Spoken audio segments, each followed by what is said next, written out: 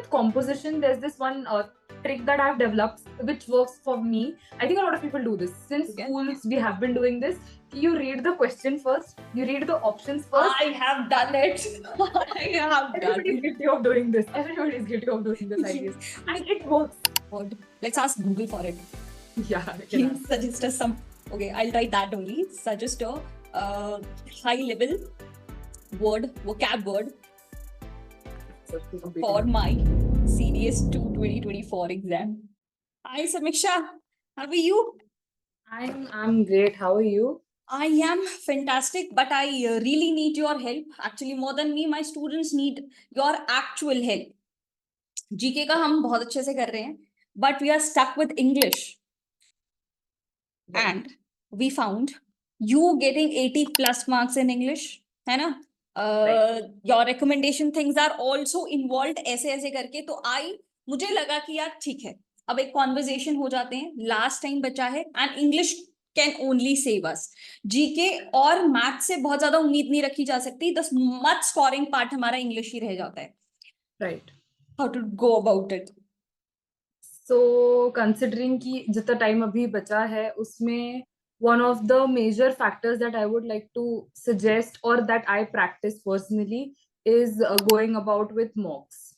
क्योंकि जब तक आपको पेपर पैटर्न नहीं पता है, the kind of questions that are going to come, you cannot approach any kind of paper. So I have seen students go about a lot of rules, grammar. बहुत rules पढ़ते हैं, सब कुछ पढ़ लेते हैं, all the information is there. But वही है, पेपर में exactly कैसे questions आ रहे हैं वो some of them for the new ones it is a bit of a challenge. So yes, mocks are definitely something I suggest. जो अभी interval बचा है, on the 1st of September we'll have our CDS. So exactly मतलब इतने interval में mocks is something that they should specifically be focusing on. Okay. किसके mocks लगाने चाहिए? Mocks as in, do you recommend any source और something? कहाँ से मॉक्स लगाएं?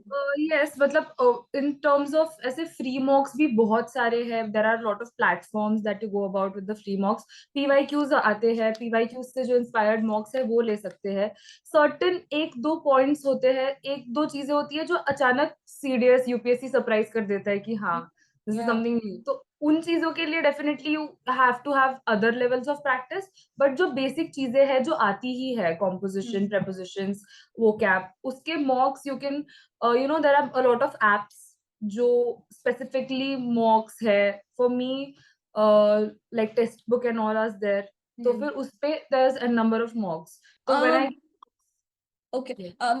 टेक्स्ट बुक का मैंने ना जीके के लिए और मैथ्स के लिए भी बहुत बच्चों को देखा था परफॉर्म करते हुए, देते हुए. What do you want to put your opinion about the level?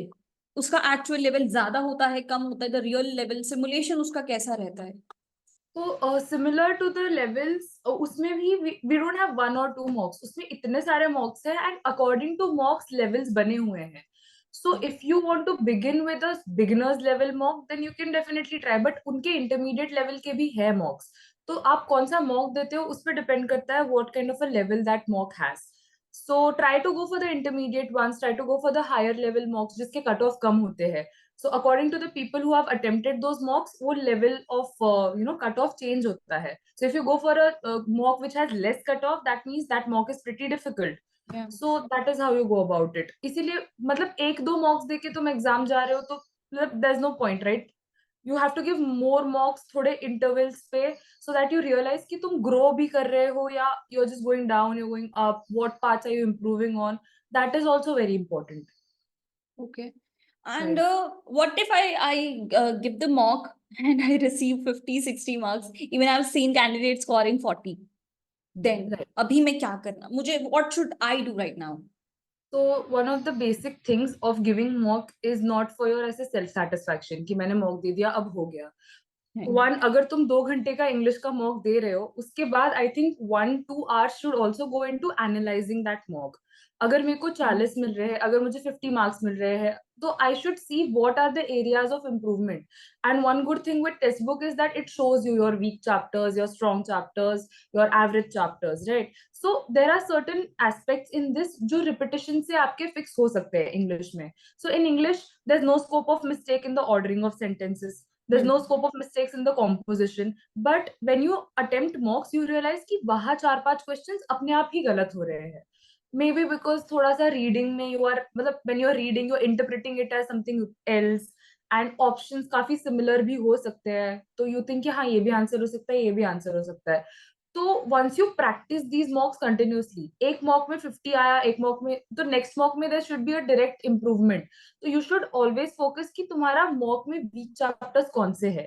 तो you go about, and whenever you analyze these, you also read the explanation of it, कि right answer है तो ये क्यों है, what is the rule. With English, most of the things is when you stick to rules in English, you get into trouble because English में rules से ज्यादा exceptions आते हैं.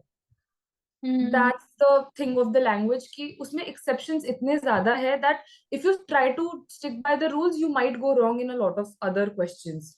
So वही चीज है कि जब mocks देते हो practice होती है, and I've noticed so many times that the number of mocks I give, अगर even if some vocab is coming which I don't know, and I've noticed कि एक दो उन तीनों में से, मतलब 3-4 mocks दिए, उसमें से 2-4 vocab तो मेरे को एग्जाम में आएगा ही आएगा. I've noticed this, that I've found, and then when in sitting in the exam, I thank God कि okay, I gave that mock and I दिया read था. then I read the solution also, that meanings क्या है. So when I remember that, I'm just sitting in the exam and I'm happy कि okay, so preparation has worked out for me. ठीक है. Yes. Okay, number 1 your suggestion is this mock. Okay, उसके बाद if I break it down थोड़ा सा, और जैसे कि इंग्लिश में हम ब्रॉडली कहते हैं कि 3 कैटेगरी में हम डिवाइड कर सकते हैं पेपर को. One is the comprehension, basically reading part, जिसमें Right. पैसेज भी आ जाता है, आपका PQRS भी आ जाता है. Right. द थिंग जिसके लिए क्वेश्चन भी सामने, आंसर भी सामने, you just have to apply your skills कि उसको कैसे Right. उस टाइम पीरियड में करे. That is the category number 1. Category number 2, जैसे तुमने कहा, द ग्रामर रूल्स, जिसकी प्रेपरेशन लास्ट मिनट तक चलती रहती है कि हाँ भाई ग्रामर रूल्स क्राम करके चले जाओ and you will just do it. लेकिन Right. उसका पोर्शन काफी लिमिटेड होता है, and rest is your vocabulary, जिसमें आपकी इडियम्स, एंटोनिम्स, सिनोनिम्स, वो सारी चीजें आ जाती हैं, है ना. तो Definitely. ओके, इन तीनों की अगर इंडिविजुअल प्रेपरेशन अगर अभी हम करना चाहे, how do we do it? So let's start with ऐसे compositions जिसमें reading and interpretation is mostly involved. वो तो definitely practice से होगा, and rest of the times जब आप पढ़ते हो तो try to read high level texts. When you read high level text and you're still able to interpret, तो CDS में जो भी आएगा वो आपका interpretation definitely उसका सही रहेगा. So there's no scope of mistake in composition and reading test. उसमें तो you have to do all the questions properly. तो उसका definitely reading और practice से ही होगा. तो उसमें भी individually आप एक एक composition ले लो और उसके answers practice करो, then match the answers कि वो सही हो रहे हैं या नहीं. And उसके अलावा if you go ahead with the, so vocabulary is something, it's like a vast ocean. मतलब at this point, UPSC is not even sticking to English, it's sticking to all the foreign languages also, and bringing in the vocabulary. Yes. So last minute vocabulary ka preparation is like, I've seen students try to mug up lists कि idioms and phrases का list आ रहा है, synonyms, antonyms का list आ रहा है, and they are just trying to read it and trying to remember it, but उसका application ही नहीं हो रहा है, right? तो उसका exact meaning क्या है and all that will confuse you during the exam, because when you see the options, UPSC plays very smart. They give you very similar sounding, similar singing options, और उसका exact meaning पता होना is not possible until you apply those idioms in a sentence. So वो last minute का जो even if you're preparing, even if you're mugging up the list, please try to go ahead with the example sentences. जब तुम example sentence पढ़ते हो, how a idiom is being taken into these example sentences, then you will understand the meaning of it more, and then you'll not need to mug it up. So application is more necessary in terms of vocabulary. तो वो होगा last minute, and trying to do the entire vocab, it's like a tough challenge last minute पे. So vocabulary is something कि थोड़ा सा you can give it a scope of थोड़ा सा mistake हो सकता है, you can skip it. Just you should be smart enough on what to attempt and what not to attempt. That's the entire point of vocabulary. And जो grammar rules है, like मतलब जो figures of speech है, parts of speech आता है, all of those things, they are mostly like your knowledge base, कि मतलब adjectives क्या है, verbs क्या है, you should know what it is, you should be able to point it out in a specific sentence. So uske liye bhi definitely when you go ahead with the more than the rules, please focus on the example sentences. When examples में you practice, ज़्यादा उसका conceptual clarity हो जाता है. So वही basically examples के साथ if you learn it, it is a good idea. एक एग्जाम्पल यहीं पे बनाए हम लाइफ टाइप्स, तो एक अच्छा एग्जाम्पल हो जाएगा. Let us choose a nice word and make a good example sentence for it. A nice word. All right. Word. Let's ask Google for it. Yeah, we can ask. Suggest us some. Okay, I'll write that only. Suggest a high level word, vocab word So we completed for now. my CDS 2 2024 exam. They are giving very easy words: anxious, ambiguous, auspicious. So I think I have a paper here right now, and I can relate to my AFCAT also here. So Okay. the word here is indigent. Indigent. Okay. Indigent. And apparently in this specific CDS, uska antonym has been asked. Okay. What does it So, mean? and why it caught my eye was recently AFCAT में I found a similar word. जो उसके options में है, the word was there in the question. Okay. It's around that. So indigent is basically someone who's very poor or needy. No, Okay. okay. So when he was born, his family was indigent. Right. Now अच्छा, एक और वो sentence ऐसे बनाते हैं ना कि क्या बोलते हैं उसको, रैग्स फ्रॉम रिचेस, तो हम उसमें भी इंडिजेंट यूज कर सकते हैं कि that person was Yeah, indigent definitely. And he created his future and something like this. With this sentence, what happens is you give them a cue कि Yes. despite being so poor, तो वो समझ आता है कि despite being so poor he made something that big. तो उसमें समझ आता है कि हाँ, indigent might be something negative, थोड़ा सा from a humble. But with this kind of sentence that when he was born his family was indigent, तो इसमें you can't figure out if his family was rich or if his family was poor. तो इसमें knowledge होना ज्यादा important है. But with cues and I've seen this. I've seen that the question जो जिस तरह से form होते हैं, they are to confuse you. They're not there to help you. They are to confuse you and check your knowledge. So when you practice, तो इसमें तुम्हें knowledge की definitely जरूरत है. But if you have questions, हाँ, most of the time ऐसे questions भी आएंगे in which they are giving you hints only. Definitely. कि despite being from an indigent family, he succeeded in his career, or he became a multimillionaire, like things like that. So with मुझे लगता those है cues, even this is you the have to pick trap. it up. You have to be. मुझे लगता है even this is a trap, क्योंकि अगर मेरे दो सवाल हिंट की वजह से सही हो चुके हैं, then I will be like yes, this is working, I should pick up the hints and I should solve the questions. But it will happen only 2 times. Rest 4 times, 5 times, 6 times, it won't happen and I'll land up doing the negative things, है ना? Yeah, out of 5, let's say 2 or 3 would be helpful for you. Yes. But that is where your discretion comes in. You should know your level, and you should know where I should take that risk and where I should not. Yes. Although CDS का negative marking is not that big of an issue, but when you do that ऐसे वो drop करके ocean बनता है, that's the issue. So once you do a lot of negative markings, उसकी वजह से फिर marks negative में जा रहे हैं. So that is also your discretion. When you think कि हो रहा है सही, तो don't go ऐसे ahead with in confidence. मतलब you have to control your greed. Okay, we are just yes. And most of the times in vocabulary options help a lot, because एक answer सही होता है and you see most of the times कि 3 answers are similar sounding. कभी कभी ये होता है कि you don't even know the word in the question, but you know the words in the answers. Right. तो उसमें भी you have to play smart. That 3 अगर same है, एक कुछ अलग है, तो there's a high chance that that one is the right answer. Okay. तो ये तो थोड़े tricky things है. तो एग्जाम में बैठ के यू कैन डू प्रिपरेशन. मतलब समीक्षा, जितना तुमसे बात किया ना, मुझे ऐसा लगता है कि you have been working on English since long, right? तभी थोड़ा सा आइडिया भी आता है, और कभी पहले पढ़ा हो तो थोड़ा क्लिक भी होता है. बट द प्रॉब्लम इज कि अभी जब एग्जाम को बहुत कम टाइम बचा हो, तब तब तब what should we do? what sources should we pick, So which topics should we pick, and especially हमें क्या छोड़ना चाहिए? So okay, छोड़ना चाहिए में I would talk about that first. Okay. छोड़ना चाहिए में definitely completely छोड़ना नहीं है, but vocabulary. Don't be don't try to mug it all up in the last moment, because फिर सही चीजें करने से ज्यादा you will end up making mistakes. Yes. That is one thing. जो आ रहा है definitely most of the people who have good reading in English, they know कि कुछ तो idioms ऐसे आएंगे ही जिसका मतलब तुम्हें 100% पता ही होगा. तो aim towards the ones that you know definitely, and वो apply करो.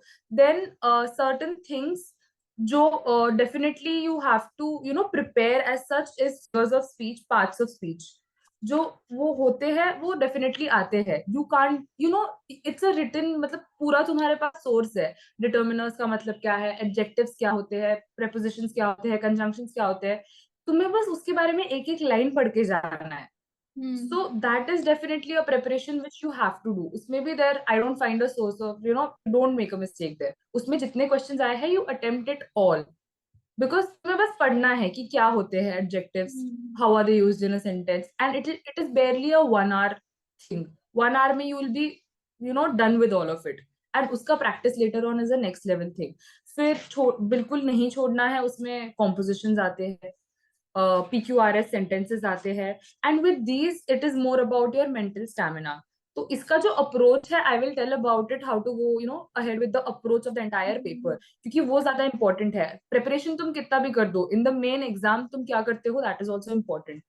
सो for the sources, even if you Google at this point की गूगल पे इफ यू जस्ट लिख के what are the parts of speeches, वो इवन द किड्स का classes जो होता है, even if you look up to those classes for figures of speech, they will help you a lot, क्योंकि वो एकदम बेसिक लेवल पे पढ़ा रहा है.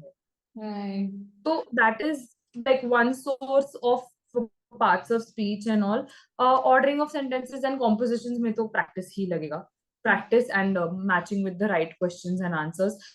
Synonyms, antonyms, mock के जो होते हैं, उसके जो चार word के options भी होते हैं, उसका भी meaning search करो.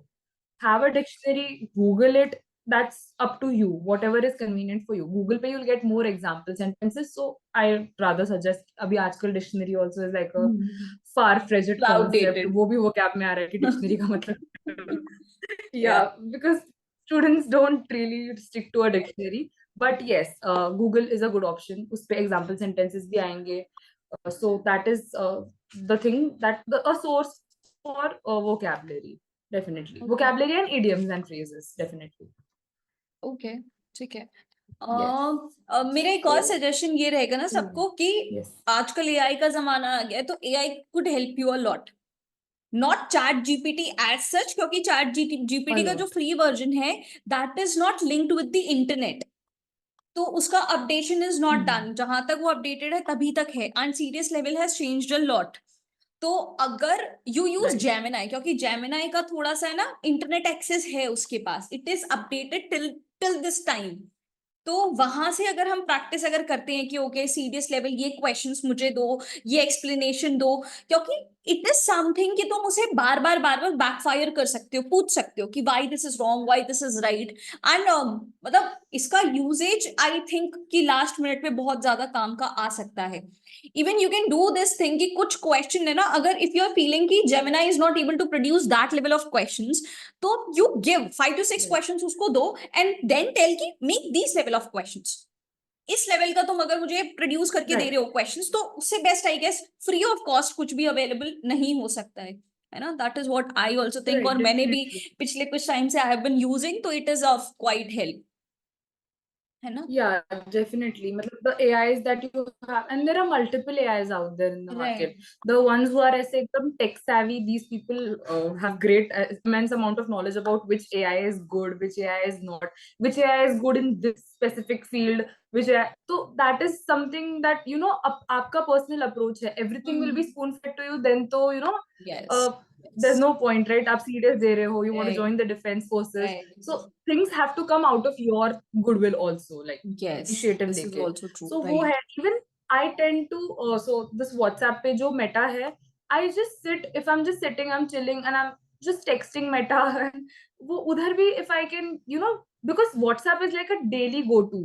Gemini के लिए Yes. भी you will have to go somewhere. ChatGPT के लिए also you have to go on browser. WhatsApp पे मैं Meta खोल के if I'm just chatting with it कि okay tell me about tell me about a few idioms of CDS level. Tell me the meaning. Tell me the sentences. How can I use it here? Then it's like you're chatting with a friend who's informing you everything. So that is a very quick approach. बस में बैठे हो, you're waiting for someone, you're waiting for something. It's a quick thing. So Right. that is also very beneficial for the ones who have difficulty starting, because working professions hai, students hai, they have 10 number of things that They are involved in, right? and serious preparation अलग से नहीं कर सकते, तो बैठे बैठे भी कर रहे हो. Yes, बैठे बैठे भी कर रहे हो, तो it's a, it's helping you out. Right. Yeah. Okay.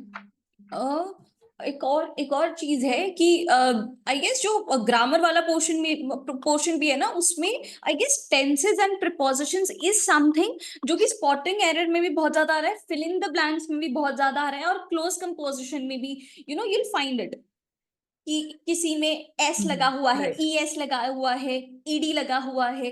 तो ये सारे जो टेंसेस Right. के पार्ट हैं, उसका प्रपोर्शन शायद आई गेस ज्यादा है. ठीक है, उसके तो भाई ठीक है, मैं हैंड रिटन नोट्स टेलीग्राम पे बांट दूंगी, तो that could people see and check that out. तो लास्ट टाइम पे वो देख कर जाओगे, तो that is gonna definitely help you at least in 5 to 6 questions. तो I will be doing that. 3 major sections है ग्रामर के, दैट तो I will be sharing my hand written notes with them. Okay, now coming to the Yes. comprehension part. सब कुछ सामने है, still गलत हो रहा है. What should be done? Right.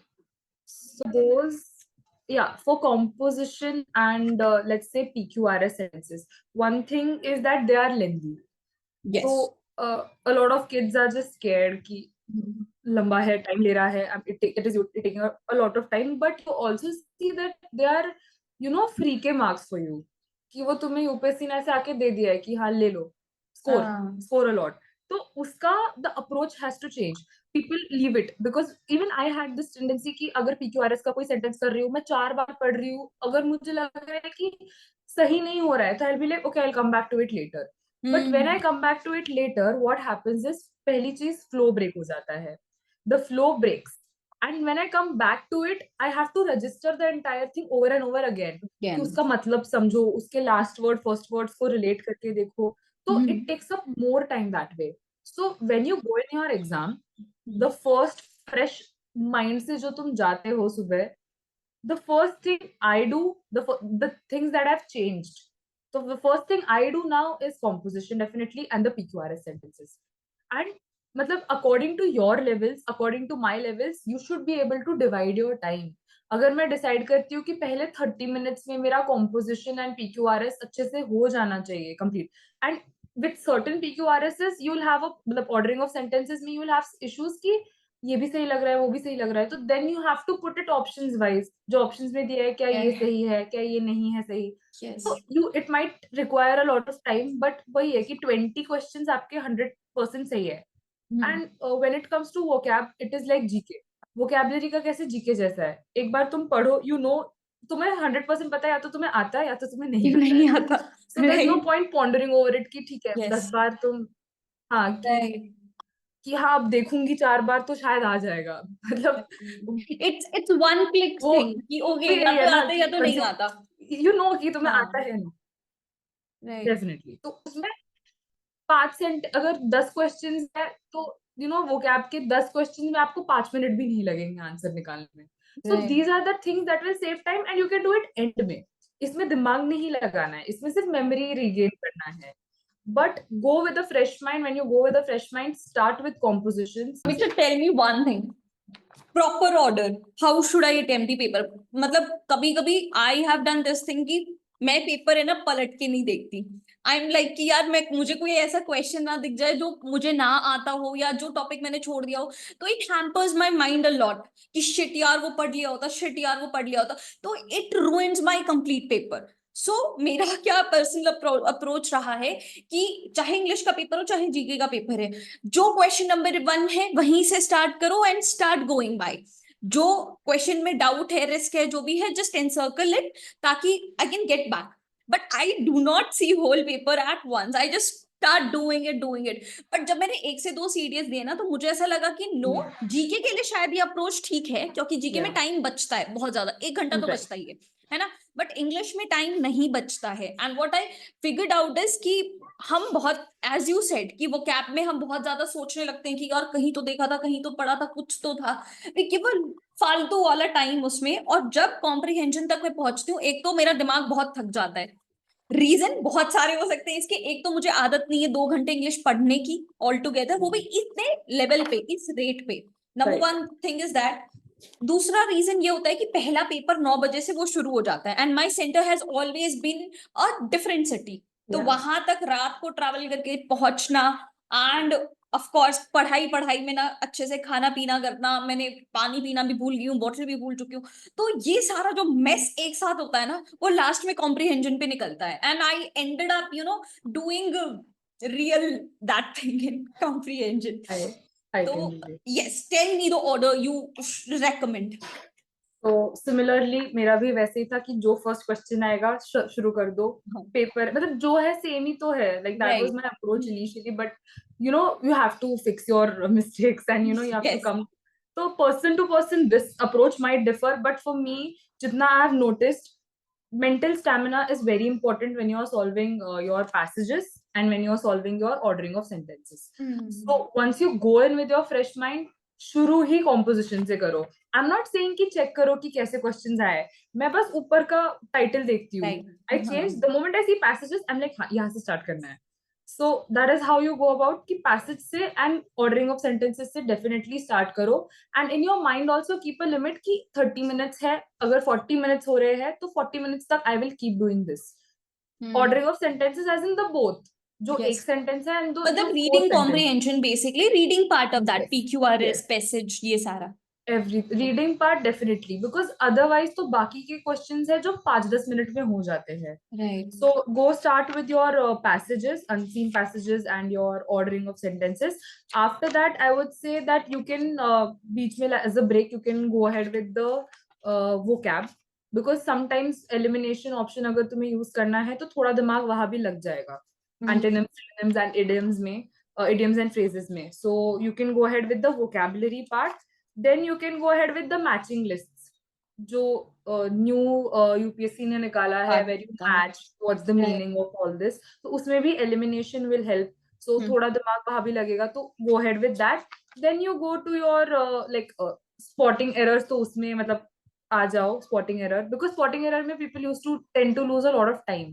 Yes. यार लाइक कि हाँ ये गलत लग रहा है, नहीं ये भी सही. And I don't know that it's like a mental block why people think कि हाँ नो एरर तो हो ही नहीं सकता answer. True, it is damn true. मतलब मैं जब खुद भी क्वेश्चन सॉल्व करती हूँ ना, मेरे दिमाग में रहता है अरे no error, this can not happen, ये नहीं हो सकता, तो आंसर है ही नहीं, तो होगा इसमें कुछ तो है.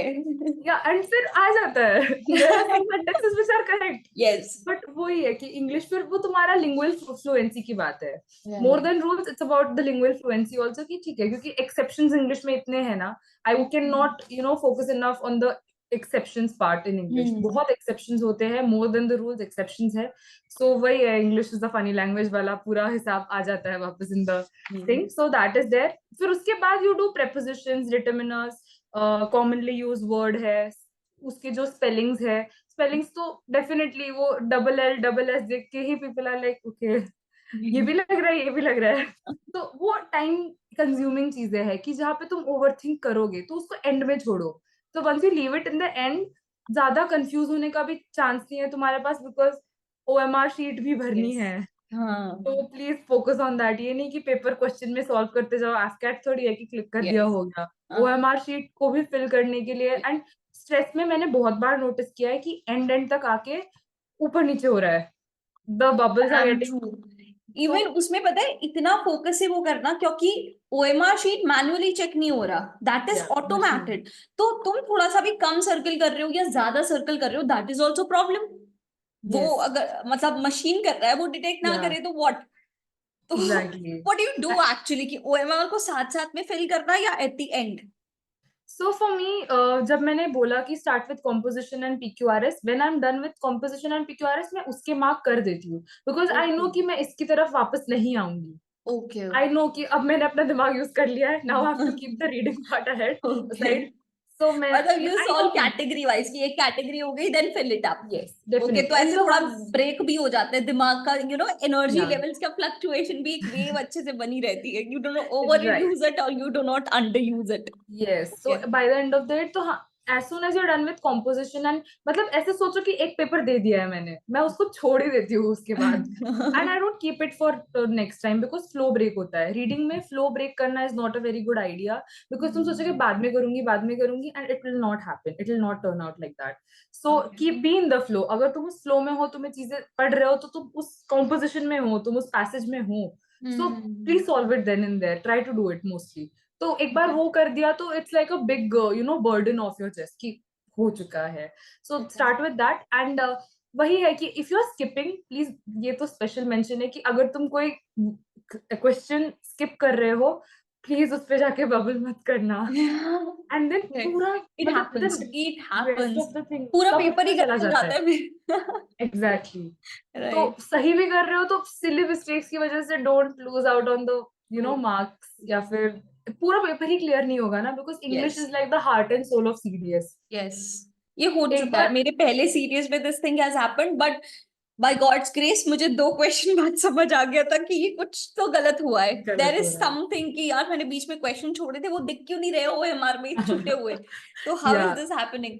बट ठीक है, तीसरे क्वेश्चन से पता चल गया. And then what I used to do is कि ओएमआर में अगर I am skipping one question तो मैं हल्की सी पेंसिल से लाइन उस पे कर दे रही हूँ, सो दैट आई मतलब भूल भी ना जाऊं उसे अटेम्प्ट करना. क्योंकि when you see your OMR filled up तो उसमें एक गैप दिखाई नहीं देता है. और इस राइट. चीज को भी प्रिवेंट करने के लिए हल्का सा पेंसिल से वो एंड इरेजर लेके जाना नहीं भूलना वहां पे, वरना वो मिटाना भी पड़ेगा. उसके तो साथ साथ चले जाएंगे. हाँ, डेफिनेटली. तो that thing has also happened. तो इसके लिए ऐसा कर सकते हैं, थोड़ा सा उठ पटांग की पेंसिल से स्ट्राइक कर दो so that you don't mistake this thing. वरना तो यार पूरा पेपर लग जाएगा अच्छे से, है ना. डेफिनेटली. फिर तो कितनी भी मेहनत है, फिर तो इट्स लाइक फिर तो there is of no down the drain. Point ही नहीं है किसी बात का, है ना. मशीन कंसिडर नहीं करेगी. Yes. Okay. How many questions should we attempt? So this is about a changing pattern. ये तुम पहले से डिसाइड करके ऐसे जाओगे नहीं कि हाँ इतने क्वेश्चंस करने ही हैं, because again UPSC and it's surprise factors. कुछ कभी नया आ जाता है, कुछ कभी पुराना ही आ जाता है. बीच में they start a trend, then they again stop it, then again Yes. 2-4 paper के बाद they start it again. Right. So exact ऐसे माइंड में करके मत जाओ कि मतलब इतने करने हैं तो करने ही हैं. But safe number of attempts in a Attempts. question will definitely for me, मतलब मैं maximum attempt करके आ जाती हूँ. Until the मतलब इंग्लिश में मेरा ये होता है कि if I'm 100% sure कि मुझे ये आता ही नहीं है, मैं उतने ही छोड़ूंगी. बट कहीं भी अगर मुझे लग रहा है कि there is a scope कि there is a 50-50% chance, 70-30% chance, I will usually take it. Because practice के लेवल पे है. If you practised enough and you think कि तुम्हारा गट फीलिंग है या फिर तुम्हारा थोड़ा भी नॉलेज बेस्ड जो अप्लाई हो रहा है वो सही होगा, then you go ahead and you attempt at least 110 questions. Because even if you are attempting 110 questions, I think तुम्हारा स्कोर अराउंड 91 के आसपास चला जाता है. इफ सारे सही है तो भी, एंड इफ 10-15 गलत भी है विद 110, तो 80 के अराउंड स्कोर तुम्हारा बन जाता है. Definitely, yeah. So that is important that you attempt maximum questions, because minus 0.27 marking negative is like you can take that थोड़ा बहुत. You can मतलब तुम्हारे 0.83 के पॉजिटिव से वो माइनस थोड़ा सा छुप सकता है. So try to attempt 110. The 10 which I'm leaving out could possibly be the synonyms, antonyms, vocabulary part, जिसका तुम्हें पता है कि आ ही नहीं रहा है. And मतलब 5 तो 5 तो होंगे जो सपोज लेट्स से 2 synonyms नहीं आ रहे हैं, 2 antonyms नहीं आ रहे हैं, 1-2 phrases नहीं आ रहे हैं, तो leave it out, it's okay. And remaining 5 are the surprise elements. कि जो बीच में ये फॉरेन लैंग्वेजेस आ जा रहे हैं, ये अचानक से आ गया तो if you are not geared up for it तो डेफिनेटली वो नो पेपर में चांस। जाके ही सरप्राइज हो जाता है कि ये यस, क्या है, ट्रू। ये तो इंग्लिश नहीं है, that's the whole you know. Something else, ये मेरे कोई फॉरेन लैंग्वेज का पेपर तो नहीं आ गया सामने। पता नहीं अब वो भी, द सरप्राइज एलिमेंट है कि वो फॉरेन लैंग्वेज कौन सी है वो भी नहीं पता, जैसे फ्रेंच स्पेनिश जर्मन पता नहीं कौन सी आ रही है, it's just coming up. Right. तो वही है। एंड जो सेंटेंसेस सिमिलर वाले वर्ड्स जो है, usages of paired words, hmm. Inquiry inquiry, तो उसमें तो पता भी होगा, डेली यूज है। अब इंक्वायरी इंक्वायरी तो you use it every day, E वाला इंक्वायरी, आई वाला राइट। इंक्वायरी रोज का है, बट पेपर में बैठ के ऑप्शंस देख के लाइक अरे ये भी तो लग रहा तब है। हमें या तो सब गलत लगता है या तो सब सही लगता है। एग्जैक्टली इट तो happens. There you have a scope of leaving the questions out, कि ज्यादा ओवरथिंक मत करो, बिकॉज इफ यू ओवरथिंक तुम्हें बाकी की जगहों पे भी कॉन्फिडेंस चला जाएगा। And the next thing is you have a GK paper also, उसमें तुम्हें वो पूरा मोरल, सेल्फ एस्टीम, कॉन्फिडेंस सब लेके जाना है, क्योंकि वहां पे भी ये होता है, ये भी हो सकता है वो भी हो सकता है। So okay. Keep it, save it for that, you can leave those out for a safe side. 100 to 110 is a safe attempt for English questions. Yeah. Alright, ठीक है। तो अगर मुझे इंग्लिश पेपर को कंक्लूड करना हो, तो जितना भी हमने अभी बात करा है, कॉन्वर्जेशन हुआ है हमारा, एज पर दैट हमें सबसे पहले जाके पीवाईक्यू का पेपर देखना है ना? Definitely. उसे कंप्लीटली सॉल्व करना है और जेन्युइनली ऑनेस्टी के साथ कि वो किस तरीके के क्वेश्चन पूछ रहा है, क्या उसका लेवल बैठ रहा है, वगैरह वगैरह। क्योंकि हर एक पेपर का अपनी अपनी चीज होती है। पैसेज की Yeah. ही बात कर लो, सीडीएस का लेवल कुछ और है, आर्टकैट का कुछ है, सीएपीएफ Definitely. का कुछ और है। इनफैक्ट अब तुम बैंकिंग के एग्जाम देखो तो उसमें पैसेज अपसाइड डाउन आपको देखने को मिल जाते हैं। Yes. स्पॉटिंग एरर्स का लेवल अपसाइड डाउन। तो what exam you are appearing for, उसका पर्टिकुलर पीवाईक्यू जाके देख लो, ठीक है? Definitely. उसके अलावा द न्यू मॉक्स, ताकि हमारा वो डिटेल्ड एनालिसिस निकल सके, and as per that we can work with our weaknesses, ठीक है? Right. इसके अलावा हमारा ग्रामर रूल्स का जो भी इंपॉर्टेंट पार्ट है, that I am gonna give that hand written notes, तो उसमें इट शुड डू टेंसेस वगैरह।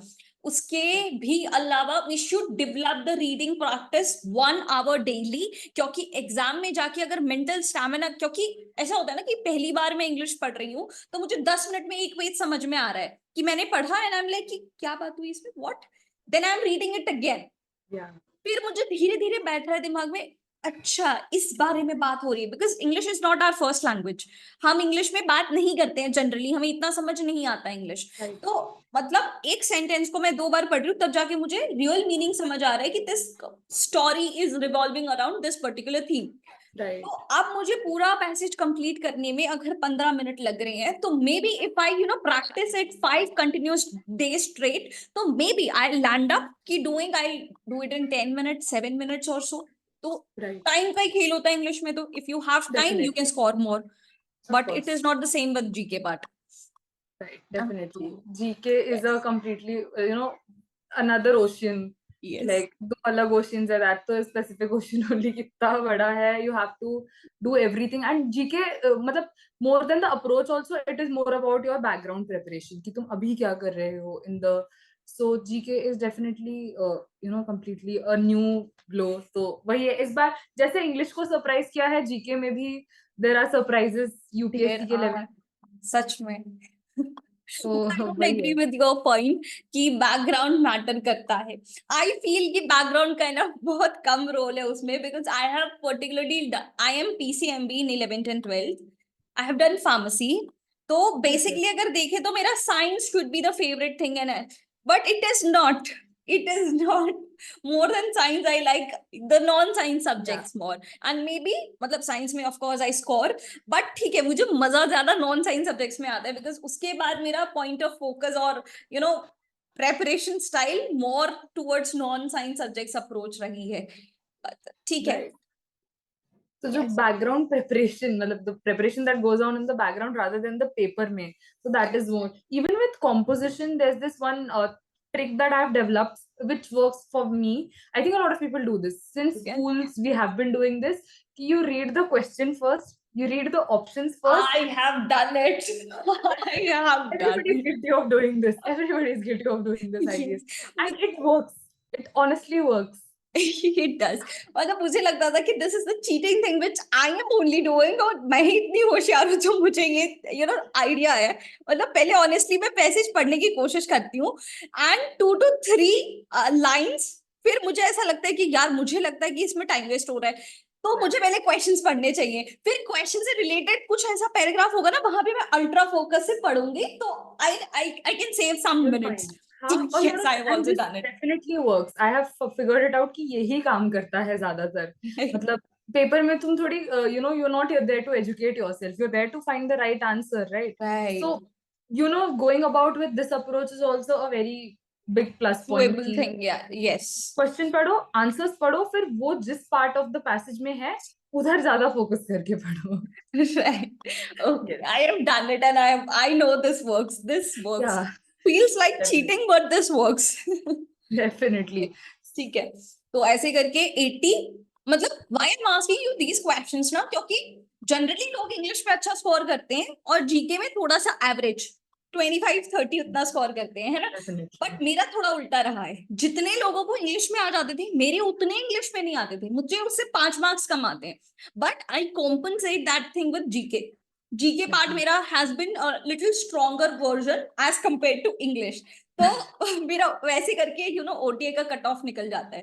और Right. ठीक है, हाँ, main thing is cut off निकालना, चाहे जो भी सब्जेक्ट इसमें कंट्रीब्यूट करे. So let's assume that we have done with our English paper. Right. Now, जो 1 घंटे का interval है, Right. जो paper, I have seen everyone, I myself am guilty of doing that. खोल के बैठे हैं YouTube, current affairs, revise हो रहे हैं ये, everything like that. And with the last amount of time, अभी about the background preparation with GK, what do you think are the, because सब कुछ करना possible नहीं है GK में. मतलब AI भी नहीं कर पाता है. AI couldn't clear UPSC. So for us, it's a task. So Yeah. what do you suggest? What are the chapters you should skip? What are the chapters you should study detail में? कितना detail में पढ़ना है which chapter? What is like your approach towards that? समीक्षा, I always work on the formula. जो मैं ना हमेशा ऐसे बोलती हूँ कि लगभग 90-70, और rather you can also claim it 60, 90-60 और 30 के फॉर्मूला से, कि I divide subjects, I divide topics. 90 वाला है जिसमें मतलब आई फील फिजिक्स और पॉलिटी ऐसे सब्जेक्ट्स है जिनको तुम पढ़ते हो ना, they can give you marks. अगर तुमने सच में पढ़ा है तो तुम उसे 90% अटेम्प्ट कर सकते हो. Out of 10 you can solve 8 to 9 questions आराम से in physics and polity. It is direct doable things. फिर when we come to 60 to 70 वाली कैटेगरीज में, उसमें आपका केमिस्ट्री आ जाता है, बायो आ जाता है, कि if we read out of 10 we can do 6 questions at least. तो मैं उसमें इतनी ही एनर्जी पुट ऑन करती हूँ. ठीक है, now we need to add economics also in that, क्योंकि इकोनॉमिक्स से पिछले बार 15 क्वेश्चन आए थे, है ना, और मैंने उसका एनालिसिस किया. आई will be telling you that also. But before that, ये 30 वाली कैटेगरी, हिस्ट्री को I always put it in 30 वाली कैटेगरी. आई डू अग्री कि उसका है ना सिलेबस बढ़ रहा है, उसके क्वेश्चंस बढ़ रहे हैं, बट स्टिल आई फील कि यार उसका सिलेबस बहुत ज्यादा वास्ट है. तो except for the only important things जो बार बार रिकर हो रहा है, बार बार रिपीट हो रहा है, उसके अलावा history don't deserve attention at all. इतना अटेंशन तुम दूसरे सब्जेक्ट्स में दोगे ना, you will be able to easily pull the questions. And GK में पता है प्रॉब्लम क्या होती है, जैसे इंग्लिश में यू सेड कि you attempt 110 questions and sometimes more than that also. This is doable in English, but this is not at all doable in GK. तो ये ना हमारा ईगो बीच में आ जाता है कि मैं 50% से ज्यादा पेपर कैसे छोड़ दूं. ये एक मेंटल ट्रॉमा हो जाता है. लाइक एक पेपर के अंदर 6 questions are there and I am like कि मुझे ये भी नहीं आता, ये भी नहीं आता, ये भी नहीं आता. एंड समटाइम्स इट हैपेंस कि मुझे पूरे पेपर में एक भी क्वेश्चन नहीं आता 6 में से, and I have to turn the page. तो जैसे ही I am turning the page ना, मेरा कॉन्फिडेंस लेवल ढब से जाके गिरता है कि यार पूरे पेपर में कुछ नहीं है, मतलब एक पेज में मुझे कुछ नहीं आया. तो नाउ आई स्टार्ट मतलब टेकिंग रिस्क, जो इलॉजिकल रिस्क होता है, जहां पे नेगेटिव मार्किंग बहुत ज्यादा हो जाते हैं. मे बी आई थिंक कि हमें उसके लिए मेंटल कंडीशनिंग लेकर जाना चाहिए. You have to leave this much of questions, इतने ही करने हैं. It is okay if you do this amount only. तो ये मेरा रहा है particularly about GK. And economics का जो अभी मैंने कहा कि बढ़ती इंपॉर्टेंस इसकी जो है, when I analyse the last 2 paper, क्योंकि लास्ट 2 पेपर में economics was insane, CDS 1 2024 and CDS 2 2023. But when I analyse the paper ना, तो आउट ऑफ 10 क्वेश्चंस अगर हम कहें, तो 7 क्वेश्चंस आर फ्रॉम क्लास 12 की NCERT macro economics. And the problem is कि वो लोग है ना कॉपी पेस्ट करके भेज रहे हैं वहां पे। अब वो डायरेक्ट जो कंसेप्चुअल क्वेश्चन है वो नहीं आ रहा है। इट इज लाइक कि अगर WPI का क्वेश्चन आ रहा है, CPI का क्वेश्चन आ रहा है, तो डायरेक्ट क्वेश्चन नहीं है। It is more of statement घुमा घुमा के कि इसका मतलब ये होता है, इसका मतलब ये होता है। तो व्हाट आई फील इज कि 12th क्लास की जो एनसीईआरटी है मैक्रो इकोनॉमिक्स, उसमें बस 6 चैप्टर्स हैं, ओनली 100 पेजेस का बुक है। One should at least read it once and go for the exam, it will help in economics a lot. और बाकी के जो 4 क्वेश्चंस आ रहे हैं they are not even from NCERT and any other regular source of UPSC. तो उसके लिए आई थिंक क्वेश्चंस आते हैं गवर्नमेंट सर्कुलर से, जो पढ़ना पॉसिबल नहीं है, तो शिद्दत से हमें उन क्वेश्चन को छोड़ देना चाहिए बिना टच किए और बिना वो बुरा लगाए। Leave those questions because it is beyond our. अब हम सीएससी की तैयारी नहीं कर रहे हैं कि हर एक गवर्नमेंट सर्कुलर को ध्यान में दे दैट थिंग बस। So वो yes. economics is something you are saying is Yes. very important It because is very important and this NCERT एक बार तो पढ़ के जाना बस। okay, but abhi like last moment pe hai.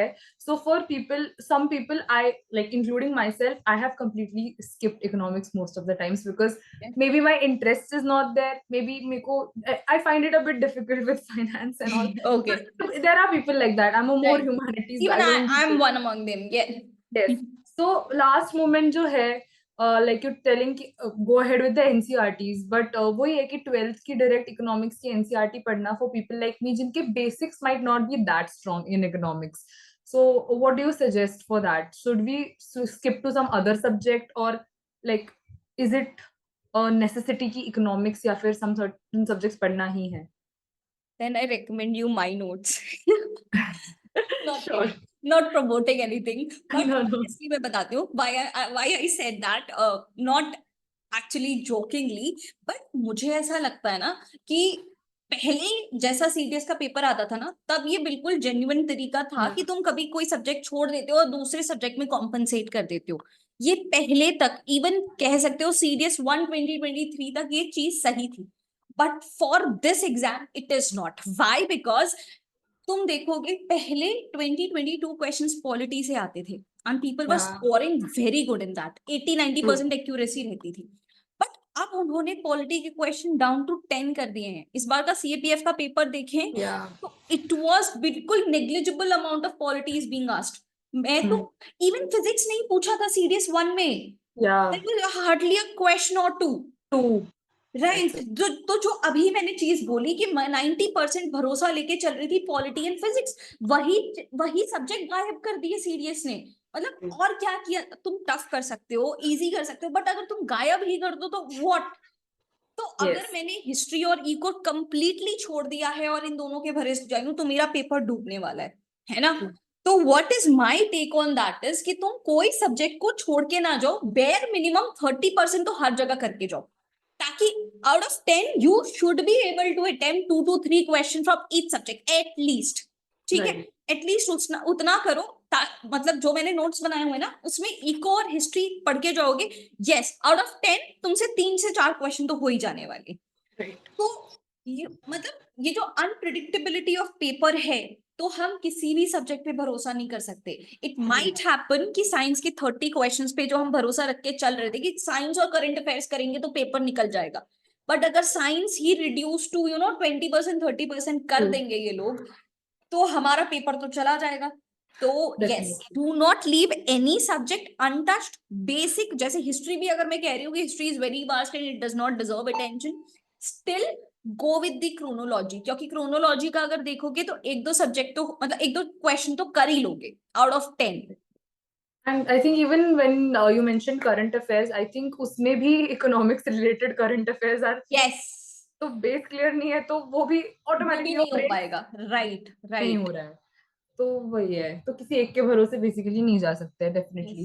So again with GK what is your approach during the paper? Because सबसे ज्यादा आई have scene is जब ज्यादा प्रैक्टिस नहीं होगी या ज्यादा रिविजन नहीं होता है, ये होता ही है कि 2 क्वेश्चन तो तुम 2 ऑप्शन तो आराम से यू एलिमिनेट कि हाँ ये दो तो फिर पक्का नहीं है, बट इन दोनों में अब कंफ्यूजन है।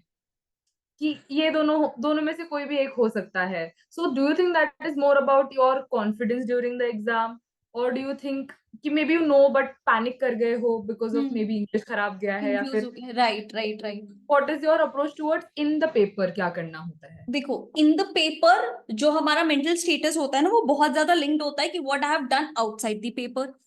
अगर मैंने मॉक दिया है, ट्रस्ट मी, ये सिचुएशन भले इतने लेवल पे नहीं, बट इससे शायद 30% लेवल पे मेरे साथ मॉक में भी हुआ होगा कि दो मैंने अच्छे से एलिमिनेट कर दिए, लेकिन दो में आई एम गेटिंग कंफ्यूज्ड, थोड़ा थोड़ा वो हो रहा है, वो आएगा। इसीलिए मॉक्स उसमें भी बहुत इंपॉर्टेंट है।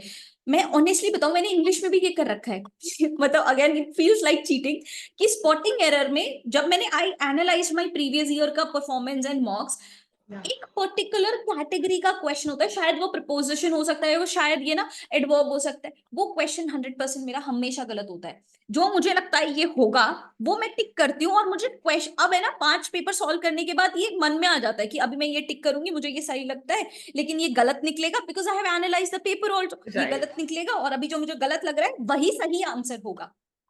हम्म. And it happens in the GK का पेपर ऑल्सो।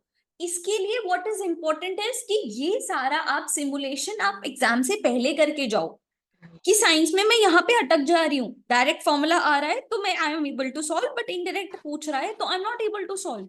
तो आई हैव टू पहले मिनिमम 3 पेपर देकर जाओ, तब तुम्हें अपने नॉलेज बढ़ाने के लिए नहीं, बट अपनी you know how you perform under stress, वो चेक करने के लिए।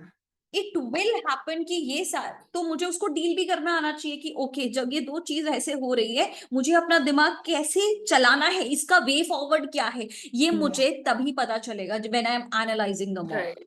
Like it gets very triggersome for your brain, मतलब तुम अपने खुद के ब्रेन को ट्रिगर कर रहे हो अगर आप बिना मॉक्स प्रिपेयर किए सीधे राइट, एग्जाम में जाके बैठ रहे हो. True, then you are making it an exam of yourself, that's it. Right, जितना तुम मॉक्स दोगे, इट्स लाइक तुम्हारा मेंटल ट्रिगर भी कम होगा, तुम्हारा comfort level in the exam will also definitely increase. Right, So yes, mocks can be a life saver ऐसे एकदम. Saver, yes. Definitely. And I've been also guilty of doing this कि जब मैं mocks देती हूँ, so when I give my mocks, थोड़ा safe score आ गया, I tend to leave it. But I have also noticed कि जो मैं mocks के solutions पढ़ती हूँ, so I specifically have stuck to textbook. तो textbook has this thing कि solutions में it gives you a full breakdown of the whole topic थोड़ा यस, था. तो मैं वो जब repetition में पढ़ती रहती हूँ, that also has helped me a lot. So how do you analyze your mocks when you go for GK? When I go for GK ना, सबसे पहले मैं 3 कैटेगरीज में चीजों को बांटती हूँ। सबसे पहले कि जो सही है वो तो ठीक है, दे आर माई स्ट्रेंथ्स। जो एब्सोल्युटली मुझे लगता है कि मुझे ये मैंने पहली बार देखा है, that is my different category, की इसका तो मुझे एक रत्ती भर की भी चीजें नहीं पता। एंड जो मेन कैटेगरी मेरे लिए स्टैंड करती है, वो जिसमें ज्यादा क्वेश्चंस होते हैं, वो इसलिए स्टैंड करती है कि ये मैंने कहीं सुना है, मैंने कहीं पढ़ा है, but I am not very sure about it, शायद मैं भूल चुकी हूँ। वो कैटेगरी, बिकॉज मुझे पता है कि अभी मैं इसको समझदारी से अटेम्प्ट नहीं कर रही हूँ, बट एग्जाम में I will not be able to control my greed, and I end up solving these questions, and I end up doing it negative. तो मेरे लिए उन टॉपिक्स को रिफ्रेश करना बहुत ज्यादा जरूरी है ना, क्योंकि खासकर जीके के पेपर में out of 120 there are 30 40 45 questions which you attempt.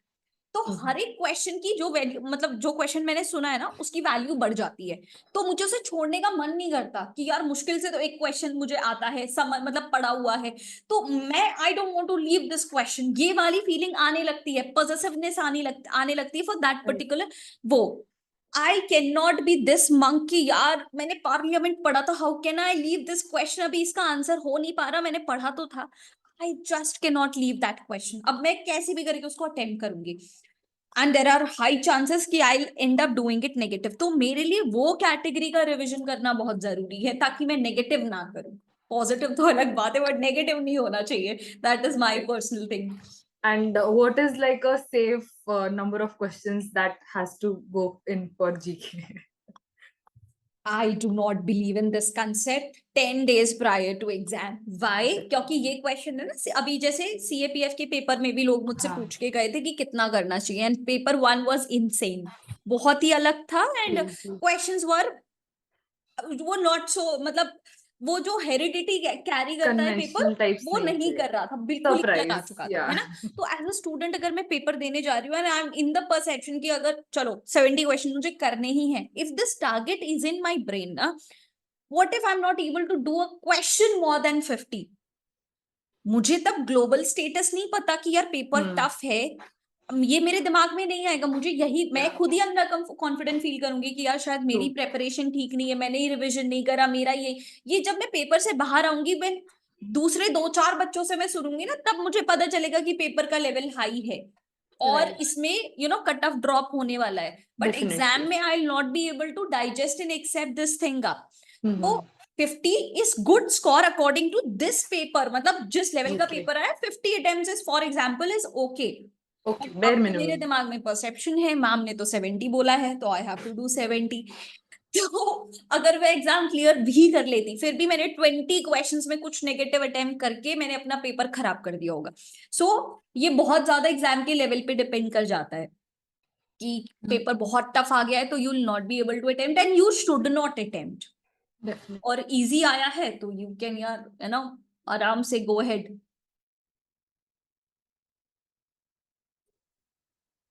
Yeah, moving now. So I think what I do is I force myself to sleep during GK paper because ये जो हमारे बचपन का चाइल्डहुड थिंग है कि paper पूरा लिख के आना है, मतलब आ रहा है नहीं आ रहा है, painted blue, but that doesn't work. तो इसलिए आई थिंक समीक्षा स्लीप इफ यू कांट, मतलब बैठे हो चलो ये भी कर देती हूँ, राइट, एक तो से क्या होगा, दैट ऐसा होता है ना when you overthink, और इज एक अगर क्लिक हो जाता है कि यार मुझे पता नहीं क्यों, और एक तो बॉलीवुड भी दिमाग में होता है कि जो मतलब बॉलीवुड में कभी कभी कोई चीज नहीं होती कि दिल कह रहा है, मेरा दिल कभी गलत नहीं हो सकता, ये that thing happens। वो मतलब यार हम जन्मे मतलब बड़े उस बॉलीवुड फेज में है ना, हमने शाहरुख खान की मूवी देखी है, सलमान खान की इलॉजिकल मूवीज देखी है कि यार मुझे लग रहा है होगा, तो वो लगने के चक्कर में व्हेन वी ओवरथिंक तो धीरे धीरे हमें लगने भी लगता है कि ये होगा विदाउट पढ़े भी, तो इमोशंस में है। राइट। डेफिनेटली। सो या जीके तो हाँ वही है। तो for people with GK, and GK can play a very big role because for a lot of candidates, for male candidates उसके बाद मैथ्स भी होता है। राइट, सो जीके के बाद तो, एंड आई थिंक पिछले like for CDS 1 2024 it was a whole new, like all the everybody was like कि नहीं होगा नहीं होगा नहीं होगा, and उसके बाद a lot of people did clear it, तो I मतलब a lot of cut off का भी issue हुआ रहेगा कि there must be a lot of drop in the cut off, so yes, how to go about with your morale and when कि जब तुम पेपर में हो, even after English, even during GK, तो वो योर मेंटल या self confidence सब कुछ होल्ड करके वो पेपर पे अटेम्प्ट करना is also a very tough challenge. हमारी खुद की सेल्फ इमेज कैसी है हमारे दिमाग में, that also plays a big role, क्योंकि मुझे ऐसा होता था कि when I go for some exam मुझे अपने अलावा सब लोग स्मार्ट नजर आते थे, everyone is officer like दिख रहे हैं, well heighted, well groomed, सब कुछ सबको सब, and they are discussing something ऐसा जो मुझे नहीं आ रहा होता, जो मैंने पहली बार सुना होता है या तो मुझे अभी पता नहीं है उस टॉपिक के बारे में, they are discussing every time this thing has happened कि वो यही चीज डिस्कस कर रहे हैं, और फिर आई एम लाइक कि यार शिट मुझे तो ये आता नहीं है, what will I do, ये वो करके। तो और ऐसा भी होता है जब तुम गलती से किसी का OMR लेफ्ट राइट देख लेते हो ना, तो तुम्हें एक्स्ट्रा ब्लू दिखाई देता है। एग्जैक्टली। आई एम लाइक यार सब लोगों ने इतना अटेम्प्ट किया है और मेरा तो OMR खाली सा दिख रहा है मुझे, तो then it puts undue pressure on your brain कि यार सब लोग अटेम्प्ट कर रहे हैं, मैं ही नहीं कर रहा हूँ, मतलब पेपर इजी है, cut off will not drop और I have to attempt it more. तो बट ऐसा नहीं होता, we have to understand 1 lakh लोग पेपर देते हैं, उसमें से 5,000 का ही सिलेक्ट होता है, तो ये सब जो इतना भर के जा रहे हैं उनका जरूरी ना नहीं है कि सिलेक्शन होगा, तो आई शुड नॉट कंपेयर। और probably they are CSC aspirants जो आए हैं ये कट भी ऑफ हो में। सकता है दे आर CSE एस्पायरेंट्स तो इनको एक्स्ट्रा आता हो, राइट। डेफिनेटली। बट हाँ, तो like one of the last questions, like considering कि जितना हमारे पास शॉर्ट इंटरवल बचा है अभी पेपर के लिए, and a lot of people when I have seen, when I go for my SSBs, I have seen कि बहुत सारे वर्किंग प्रोफेशंस है, बिकॉज तुम अपना पूरा लाइफ होल्ड पे डाल के डिफेंस फोर्सेस के लिए प्रिपेयर नहीं कर सकते हो। A lot of people work, a lot of people are studying, मतलब a lot of time restrictions are there. तो Right. दिन में कितना टाइम इस लास्ट ड्यूरेशन में दिया जाए, इतने कम टाइम में क्या किया जाए कि एटलीस्ट जीके के केस में वी आर श्योर शॉट कि हाँ इतने तो मैं अच्छे से अटेम्प्ट करके आ जाऊंगी ताकि मेरा पेपर निकल जाए, लाइक पेपर के बाद ये फील होना चाहिए कि हाँ ये वाला तो निकल जाएगा, ऐसे वाला थोड़ा कॉन्फिडेंस। तो फॉर दोज वर्किंग प्रोफेशंस जिनके पास टाइम कम है और एनसीईआरटी बैठ के नहीं पढ़ सकते हैं वो लोग, बिकॉज जो I agree. स्टडिंग दैट या फिर reading itself in it, Hmm. तो I think that is why a lot of YouTube की बहुत हेल्प होती है कि when you see content, when you hear content, तो कैसे ज्यादा दिमाग पे तुम्हारे रह जाता है। So how to go about with the time management during this final week? Samiksha, what I feel is ना, चाहे वो वर्किंग प्रोफेशनल हो, चाहे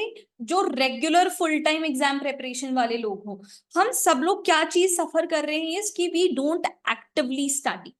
we do study but we do not actively study. अभी मतलब एक छोटा सा एग्जांपल देकर मैं तुम्हें समझाऊं ये चीज, कि आज मैं ना श्री कृष्ण बनने वाली हूँ वन ऑफ द प्रोग्राम्स में, and I am suppose to speak a shlok. ठीक है, हाँ, तो मैंने भगवत गीता खोली and I was just reading the shlok and I was ऐसे कर रही थी और मुझे बिल्कुल याद नहीं रह रहा था, उस कुछ रजिस्टर नहीं हो रहा कि यार पूरा 10 बार पढ़ रही हूँ, स्टिल जब पहला वर्ड बोलना था एंड लाइक क्या था, this was happening. And the moment मैंने actively, because that I was doing it passively, कि चलो ठीक है बुक खोली है पढ़ रही हूँ and it is not entering in my head, but then when I started doing this, कि चलो ठीक है खड़े हो जाओ, अच्छे से बोलो, लिखो, करो, समझो, मतलब when things enter through multiple senses in your brain ना, चीजों की फ्रीक्वेंसी बढ़ जाती है। इसको फायरमैन टेक्निक भी कहते हैं। यस, कि जब ही तुमने जैसे पॉलिटी में पार्लियामेंट पढ़ा है, close that particular book and speak it out. अगर तुम्हारे पास कोई नहीं है, कोई सुनने वाला नहीं है, दैट इज ओके। रूम में अकेले बैठ के you have to speak, okay parliament में ये 3 लेग्स होंगे, इसमें इतनी स्ट्रेंथ होती है, इसमें इतने स्पेशल पावर्स होते हैं, then you actually get to know कि तुम्हें कितना दिमाग में बैठा है, कितना नहीं बैठा। And it also speeds up the study वाला पार्ट। वरना अगर मैं ऐसे बैठे बैठे कर रही हूँ ना, तो मेरे दिमाग में दूसरी चीज भी बैक ऑफ द माइंड चल रही होगी कि यार आज उसका रिप्लाई तो आया था, कि what should I reply then, what should I do, मैंने नोटिफिकेशन से तो मैसेज पढ़ लिया है, now I should open it right now और व्हाट, मतलब ये सारे ना बाय डिफॉल्ट थॉट्स दिमाग में चलते हैं। बट व्हेन यू स्पीक उस टाइम पे you do not have this opportunity to think something else. तो खासकर वर्किंग प्रोफेशनल्स के लिए एक्टिव स्टडीइंग इज इम्पोर्टेंट। उससे टाइम हाफ कट हो जाता है एंड परसेप्शन, ये याद रखना, retention is more, this is what I feel. Right, of course. So yeah definitely last के जो हमारे फेज है उसके लिए तो बहुत हेल्पफुल रहेगा ये सब। राइट, तो यस तुम्हारे सारे तरीकों से I guess we can at least for 75-80 जितना leave the vocabulary and idioms वाला रटना वाला part as of now, and GK में by this way at least you can attempt 30-35 notes refer कर लेना, उसका लिंक वगैरह जो मुझे टेलीग्राम का भी देना है, I be giving in the description only. तो yes, I hope this conversation is helpful. Thank you so much, Samiksha, for giving this amount of time, and I hope ये बहुत clear होगा, क्योंकि हमने बहुत ही raw बात करी है इसमें। Yes. I guess it should be relatable thing. Yeah, I think candidates ज़्यादा relate कर पाएंगे। Right. मतलब बहुत high budget नहीं, बहुत base level पे मतलब The real discuss thing करी है। which everyone faced. So it was not two teachers who were talking, but the two students of ours were talking in this We conversation. are also say UPSC के पीड़ितों की तरह we are also like venting. So it's like Yes. very ground level reality of CDS and UPSC. It is. So yeah, definitely. I hope it helped. Let us see how it how it goes, and with what new topics we should come forward to. Definitely. Baki rest. Thank you so much, Samiksha. It was a great help. Thank you so much for having me, and I was also really enlightened about CDS. So फिर the sense of urgency हो रहा है create. So definitely ज़्यादा preparation बढ़ेगा, gear up होगा. So thank you so much for the insights and of course the notes. That's definitely helping. I'll send you by WhatsApp only. See you later, Samiksha. Bye bye. Bye bye. Thank you.